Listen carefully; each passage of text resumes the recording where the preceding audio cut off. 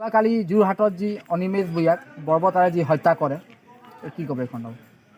যোৱাকালি যোৰহাটত ব্ৰহ্মপুত্ৰ আঞ্চলিক সদৰ্শন ছাত্ৰ সন্থাৰ আঞ্চলিক সমিতিৰ শিক্ষা সম্পাদক অনিমেষ ভূঞাৰ ওপৰত যিটো আক্ৰোশমূলক যিটো আক্ৰমণ কৰি যিটো হত্যা কৰা হ'ল, এই ঘটনাটোক আমি সদৌ অসম গোৰ্খা ছাত্ৰ সন্থাৰ কেন্দ্ৰীয় সমিতিৰ ফালৰ পৰা আমি তীব্ৰ ভাষাৰে গৰিহণা দিছোঁ।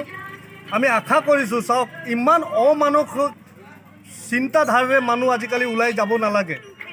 এজন কৰ্মঠ এজন ছাত্ৰ নেতাৰ যাৰ ভৱিষ্যত আছিলে, কম বয়সতে বিনা দুখত ৰাজপথত মৰিয়াই হত্যা কৰা এই যিটো কাণ্ড, এই নিৰ্লজ্জ কাণ্ডটোক আমি আকৌ এবাৰ আমি গৰিহণা দিছোঁ আৰু বিচাৰিছোঁ ভৱিষ্যত দিনত এই সংস্কৃতিবান অসমৰ কোনো জিলাৰ কথা মই কোৱা নাই, সম্পূৰ্ণ অসমৰ কথা কৈছোঁ। অসমত এনেধৰণৰ ঘটনা নঘটিবলৈ আৰু ঘটনা নকৰিবলৈ মই ৰাইজক আহ্বান জনাইছোঁ। আৰু যিখিনি দুষ্কৃতিকাৰীয়ে এই কাৰ্য কৰিলে, তাত উপস্থিত থকা মানুহে আমি সংবাদ মাধ্যমৰ জৰিয়তে গম পাইছোঁ, যিখিনি 50জন মানুহ আছিল, অনুমানিক 50জন মানুহে এনেধৰণে আক্ৰমণ কৰি সেই ছাত্ৰ সন্থাৰ বিষয়ববীয়াক যিটো হত্যা কৰিলে, সেই গোটেইখিনি মানুহক কৰায়ত্ব কৰি যিটো দৃষ্টান্তমূলক শাস্তি প্ৰদান কৰিব লাগিব, সেইটো প্ৰদান কৰিবলৈ আমি প্ৰশাসনক আহ্বান জনাইছোঁ।